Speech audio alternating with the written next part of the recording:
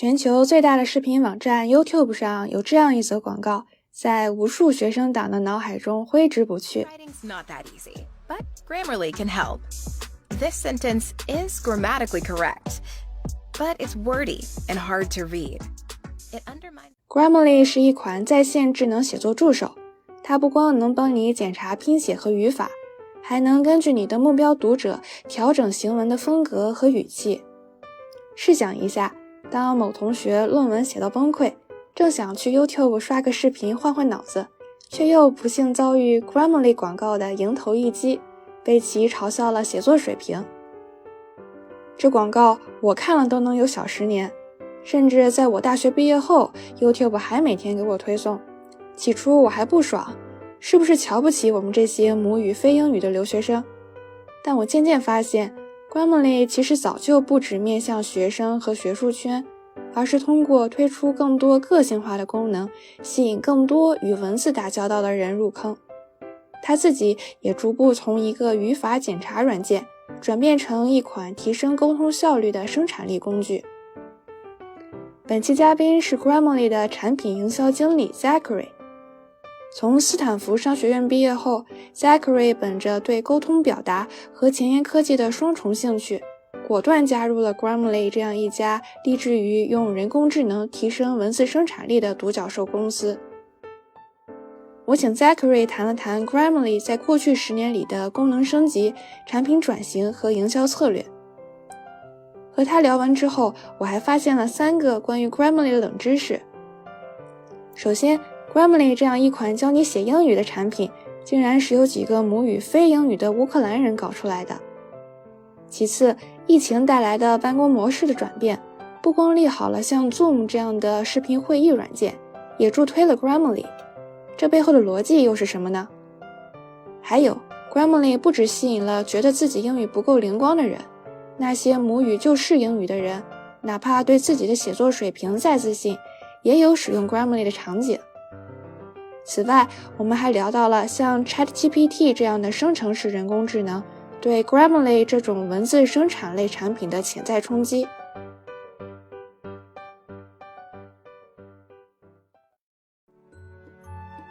This is Dedicated, a show where people share about what they are dedicated to.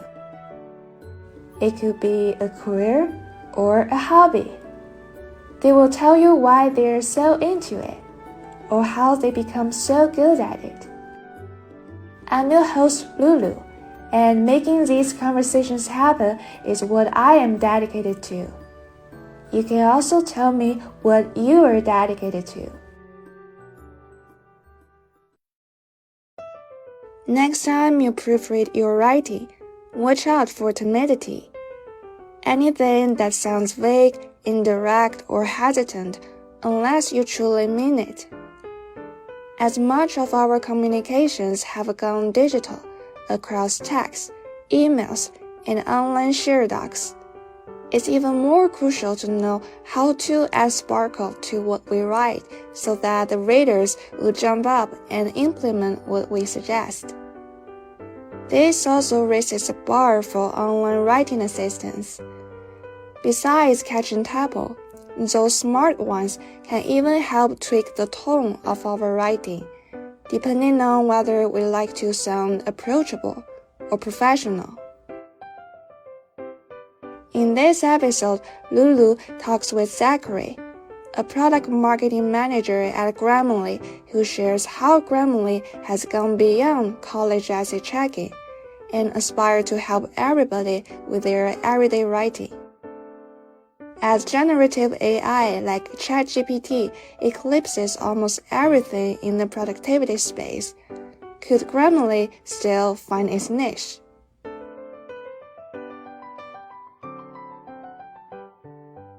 How did the filming go? How did filming go? Yeah. What was I filming? You said you have like an earlier filming session. Oh, it was like a creative session.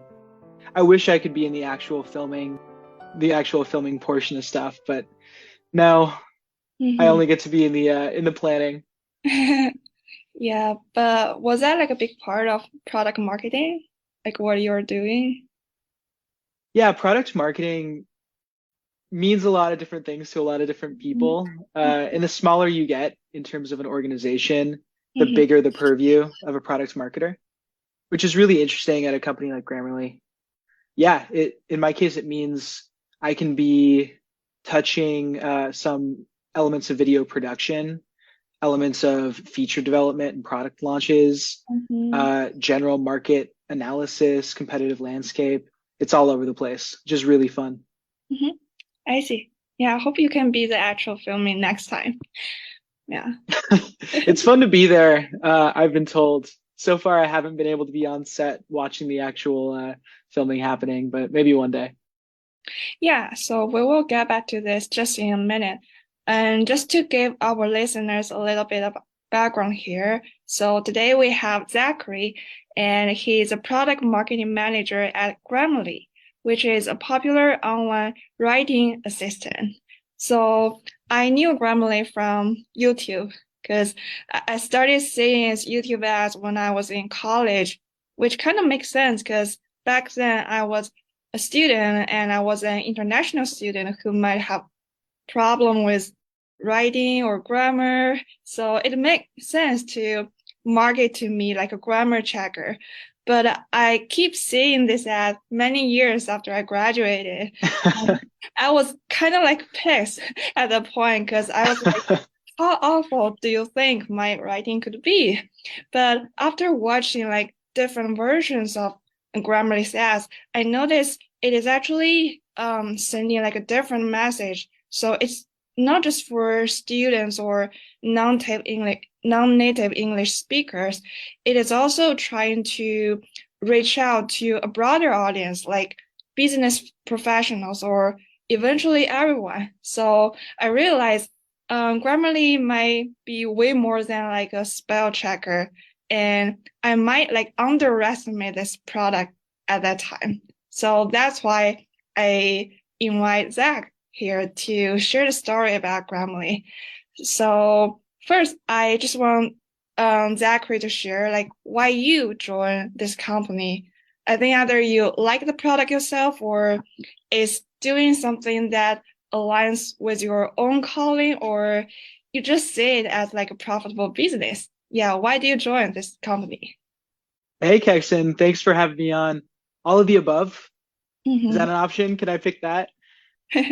I was really excited to join Grammarly for two personally very nerdy reasons. One, I love being on the cutting edge of AI, and Grammarly certainly is that. And two, I'm a big ol' writing nerd. I love language, communicating, and the idea of working for a company who's on the forefront of AI and communications was a real big sell for me. So were you like a Grammarly user before you joined the company? I was a Grammarly user before I joined the company. I used Grammarly's free product, and now, thankfully, I'm using Grammarly's premium product also. You touched on something really interesting, which is this idea that Grammarly is just about grammar checking, and it's just for folks who might need help being competent in their writing. But it took me being here at Grammarly to learn that it's way more than that. It's not just about being competent, it's about being extraordinary in how you communicate. So we're in this very interesting situation where our two biggest groups of users are on two diametrically opposed ends of the writing spectrum. On one end, you have people who might be ESL or might just be looking for extra help and confidence in their writing, trying to be competent, trying to be mistake-free, catch errors that they might miss themselves. But on the totally other end of the spectrum, we have a really healthy customer base of people who are extraordinary writers. They're just writing a lot, and they want a second pair of eyes to make sure that the writing that they're doing isn't just correct, it's effective, it's getting the job done. And I myself, who I've got a very high opinion, or at least I did have a very high opinion of my own ability to write and communicate coming into this job, now that I'm using Grammarly Premium, I'm finding myself with a ton of suggestions on my hands and accepting those suggestions because I can see how it makes my writing better. It was really cool to see. I see. Yeah, so just curious, what do you usually write for? Like besides those work stuff? Yeah, I mean, I'm writing every day when it comes to marketing. Outside though, just for fun, I'm writing poetry and creative writing. I'm, of course, writing messages and emails to people. I have my own side projects and side hustles that are always requiring writing. And on the side, I also do support for and coaching for folks who are applying to grad school. So I'm really directly using Grammarly as I review their essays. Yeah, sounds like you really write extensively. Yeah, and yeah, I think for many of us, the time we spend writing is huge and also it's increasing. Like everything right now is moving into like a digital format and everything we do can be via like a text. So yeah, we don't necessarily like meet people or call people, but we're constantly like texting or chatting on socials. And also as more and more companies switch to like a hybrid work mode and they're hiring people from all over the world. So a lot of the times work or collaboration is just done asynchronously, like emails or shared docs. So we don't actually like talk the talk and we start to like write the talk. So it's very interesting. And I think that make us realize that it's very important to know how to write well and how you communicate effectively in such like a digital world. Yeah, really well put. We're kind of hitting a new generation of what it means to communicate. That goes beyond just the world of work and productivity. You really hit the nail on the head talking about remote work and how it's pushed us into communicating asynchronously. It's why Slack has been gaining so much usership for the last however many years it's been around. And it's why Grammarly was booming through COVID as people started working remotely. That extra help that Grammarly could provide in smoothing out that asynchronous or remote communication was huge. I see. That's interesting. So that's how Grammarly like got a boost. But do you know like how this product got started? Like how the founders came up with this idea of a writing assistant? Yeah, our founders way back earlier than most people realize in 2009, our founders, Max, Alex, and Dima, were coming off of an earlier business they'd started, which was a different writing business. But through that experience, they realized how important it is to be able to communicate effectively. And the flip side of that, how debilitating it can be when your writing might lack quality. So they came up with this thing called Grammarly, which was this paid only service that gave you that extra peace of mind that your writing was correct and mistake free. And it grew and it grew and it grew. And then in 2015, that's when, we popped the fire hydrant. That's when the rocket ship took off because we made Grammarly free. We put all the correctness stuff, the idea that you can be mistake free, into a free plan for people. And then we kept the stuff that allows you to be extraordinary in your communication behind a paywall. And that became our premium plan. And that's when we started to see growth into the millions and millions. And now we've got something like 30 million active users, which is pretty cool. And just one fun fact I found when I'm doing research about Grammarly. So the founders are from Ukraine, right? So they're like non-native English speaker. Yeah, they brought a level of authenticity to the experience that I think not everyone could. Yeah, so what is your role at Grammarly exactly?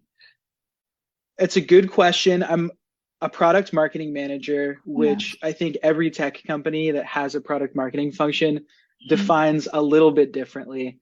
Every company's got some nuance to the role that no other tech company has.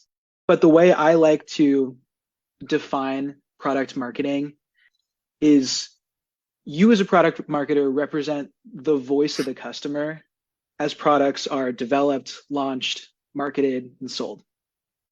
And tactically, what that means to me is there's an inbound side and there's an outbound side. On the inbound side, it's all about using your understanding of the market and the customer to inform product development. I think there's this tendency for a lot of tech companies to fall into a trap. And that trap is designing a solution without a problem. We kind of saw it with Meta's first attempt at the metaverse, or maybe Google with Stadia, which was a product that they just shut down. A lot of tech companies will have a product leader or an engineering leader say, wouldn't it be so cool if we made X? And then they spend time and effort and money making X and send it to market. And by the time it gets to market, everyone realizes that customers don't really have a problem that X solves. So customers might not be willing to pay for it, or might not be willing to go through the friction of downloading it or trying it out. And generally, I think that's a challenge of product marketing. The earlier you can bring in a product marketer, the more they can bring that customer perspective. What are the customer's problems? What are their needs into the product development process? So that's the inbound side of product marketing. And then the outbound side is, how do we take our product or our features and communicate to an audience? So that's all about audience targeting, understanding who you're selling to or who you want to sell to. It's about building value propositions for your products, building messaging frameworks and positioning for your products, so you can make sure that when you try to sell a product, it resonates with users and they want to try it, they want to buy it. And then also enabling any sales staff that you might have, especially on the B2B or enterprise side, so that they can go talk to potential business clients and represent the product faithfully and effectively. Yeah, so on the inbound side, you're trying to figure out the problem you're going to solve and also the right market you're going to serve. And on the outbound side, you're sending like a message and you hope that message could resonate well for the market you're targeting. Yeah, exactly. You can think of the inbound side as taking customer voice and applying it to the company. And the outbound side is taking the company and applying it to the customer. I see. Yeah, so for the inbound side, I noticed there's like a shift in the target markets for Grammarly. Like we said before, so initially the product was mainly used by students or researchers or people in academia. But right now I see like more and more professionals are starting to try with Grammarly. So you could be like a journalist or salesperson or consultant or any like technical writer from whatever industry. I feel like a lot of content creators will also use this tool because they need like a decent social media post. Yeah, I think this also kind of like determines the new feature or new functionality Grammarly is developing. So I noticed the latest feature is that tone suggestion. So I think people need like more than like grammar checking or spelling checking, but they also want to phrase the thing they want to say clearly and also reach their intended audience effectively. So that's what I've been observed.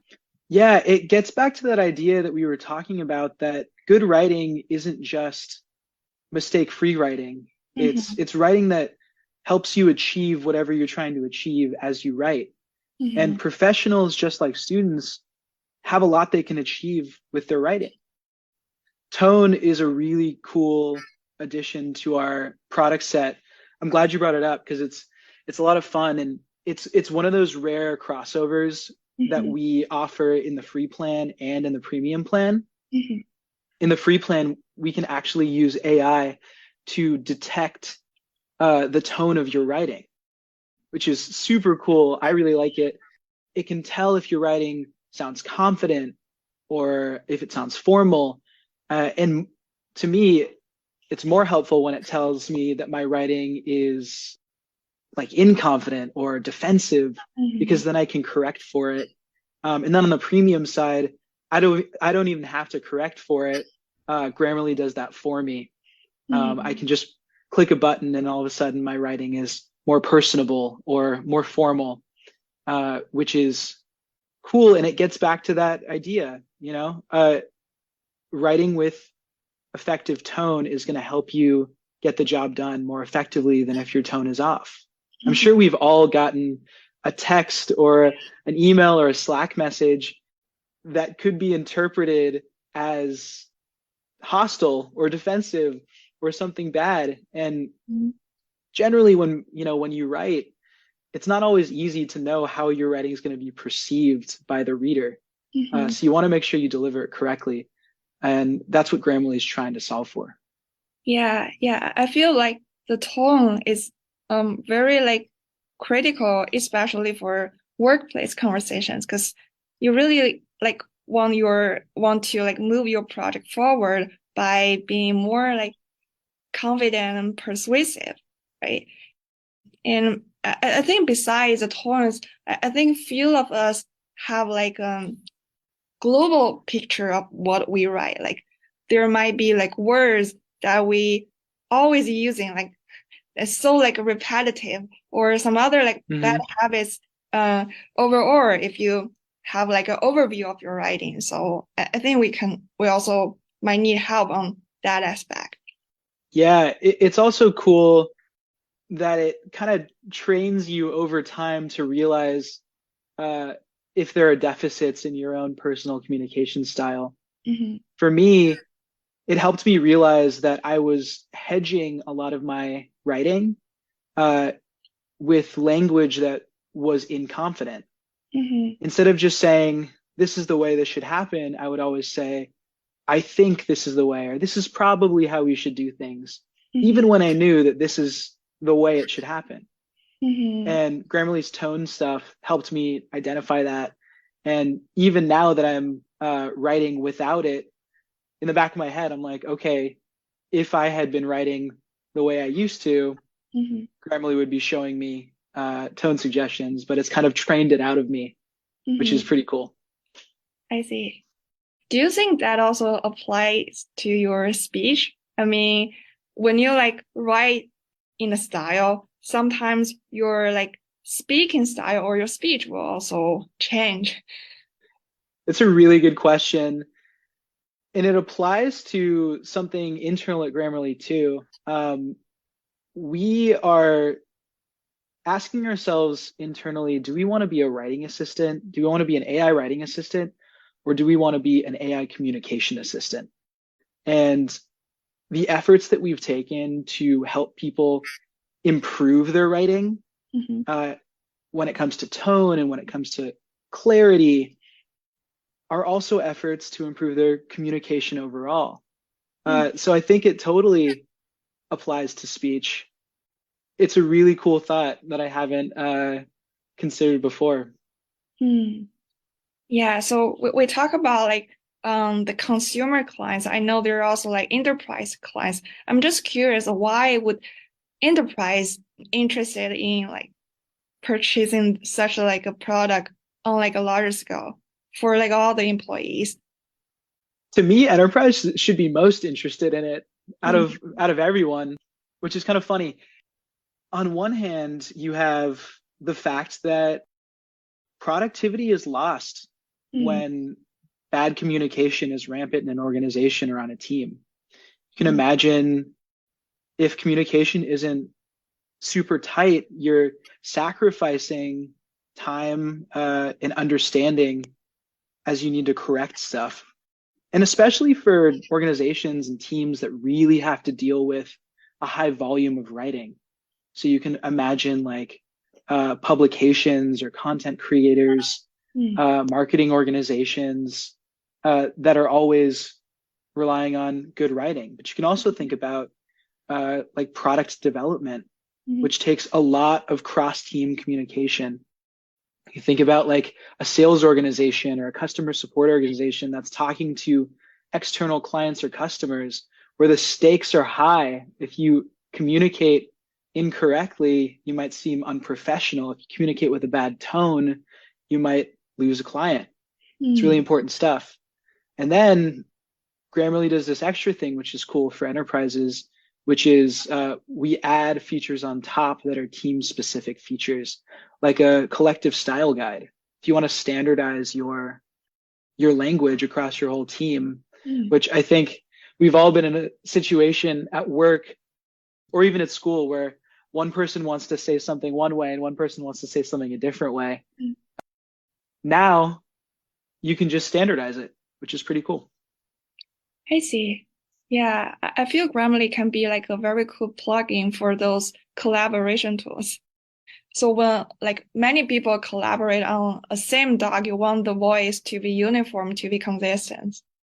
Yeah, exactly. And this is, by the way, everything that I do every day from a product marketing standpoint. It's always about, like we were talking about, thinking about what problems Grammarly is solving for our users and what problems we can solve if we try to build something.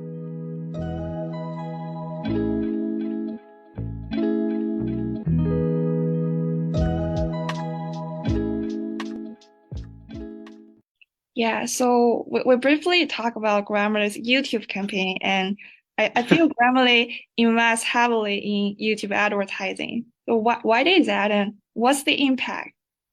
It's really funny. Everyone always brings up how we just inundate people with ads. And every time somebody tells me, oh my gosh, I see so many of your ads, all I can think about is it's working.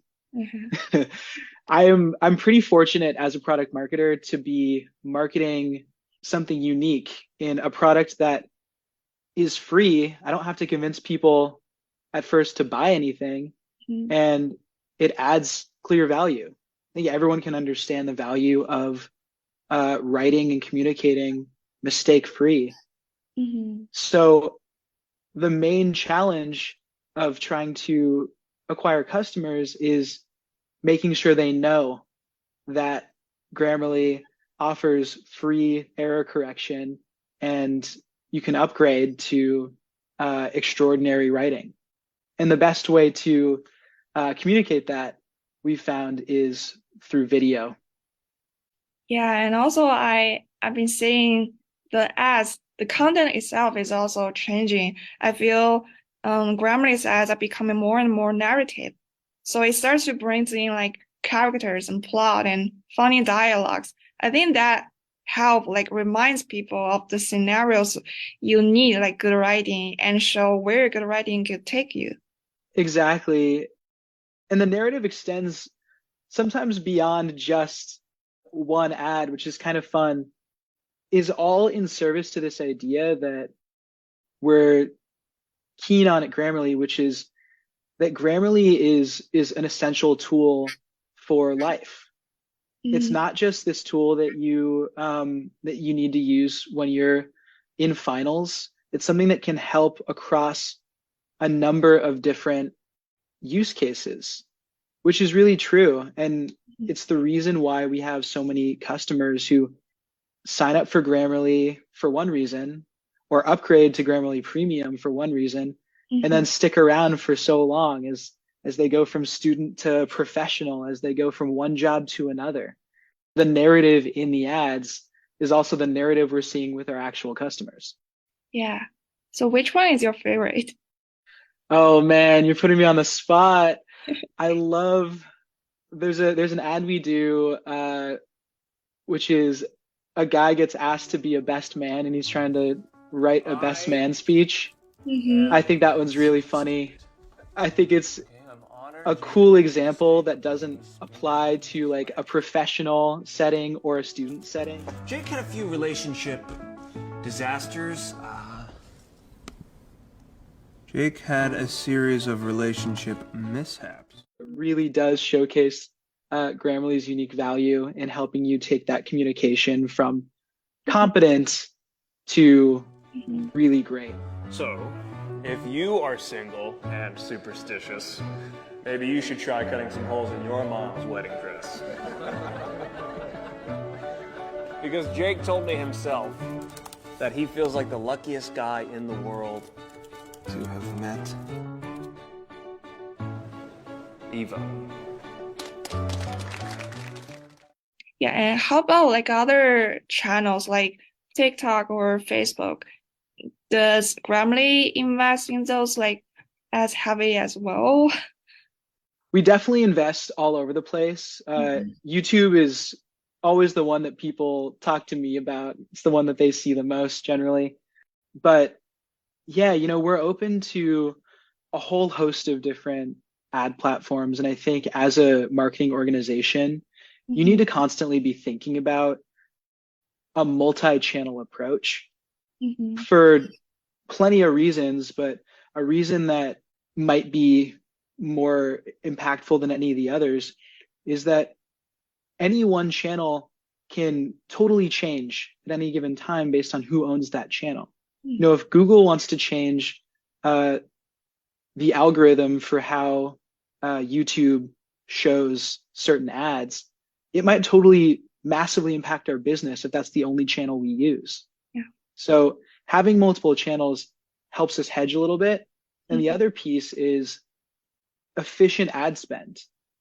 It doesn't always make sense just to dump all your money into the most efficient channel, because at some point you're going to see diminishing returns. At some point, you know, it costs a little bit more per marginal user acquired on YouTube than it might if we go try to spend on TikTok or on Facebook or on Instagram. Yeah, I feel doing marketing is like it sounds very similar to investing in stocks. Like there's returns, but there are also like risk, and you want to diversify your portfolio.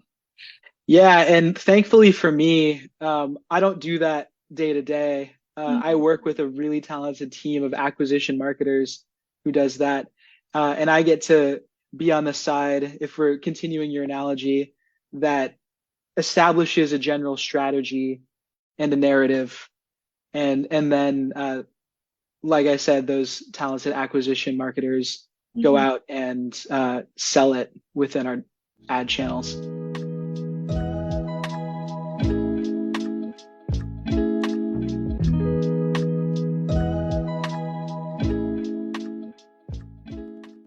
Yeah, and I also want to talk about like Grammarly's take on artificial intelligence, because you know AI has been all the rage these days, and especially in the productivity space, and it's already like the powerhouse for many existing productivity focused software. And of course, Grammarly is also AI assisted, but right now there's like other players out there. They go even further, like OpenAI. Like their ChatGPT could just write you like a paragraph from scratch, which totally blows our minds and also raise the bar there. So do you think it's something like a code red for other companies, or what do you think would be Grammarly's edge or niche in this space? Yeah, very topical question. People are starting to realize that we're not waiting for AI to get here. AI is here. And what we're waiting for is AI to get better and AI to get integrated into the tools that we're used to. Grammarly is first and foremost an AI writing assistant. And we have the good fortune to have a lot of experience and expertise in the space. We've been doing this for over 13 years. We have over 30 million people trusting us as we help them write better with AI. Generative AI, which is where OpenAI and ChatGPT operate, are exciting to us. It's first of all paying credence to the idea that AI writing assistance is real and the vision for it is here to stay. And then it's also pushing the envelope. It's great that, ChatGPT can go create a paragraph out of a prompt. But I would also argue you want to be creating writing with a tool you trust is giving you high quality writing. I think the idea of generative AI, which is, of course, AI that generates original or novel content based on large language models, is totally reshaping how AI writing assistance is going to look and how we communicate in general.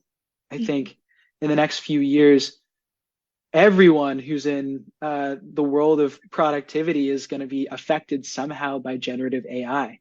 The real question becomes, how are trusted players going to apply that technology to specific use cases?